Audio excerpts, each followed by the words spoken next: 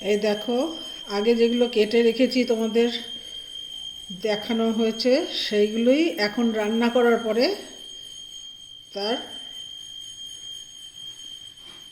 দেখো কেমন হয়েছে।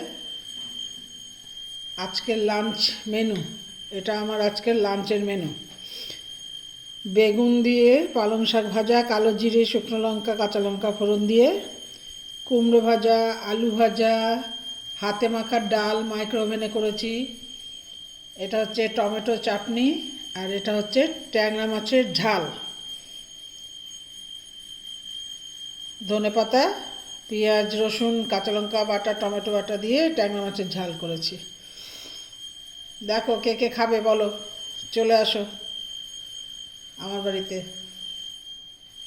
খুবই সামান্য আয়োজন, কিন্তু খেয়ে ভালো লাগবে তোমাদের। মনে হয় ভালো লাগবে, নাও লাগতে পারে। ঠিক আছে, আমরা এখন খেতে বসবো। কেমন, খেয়ে নিই, তারপরে দেখা যাবে।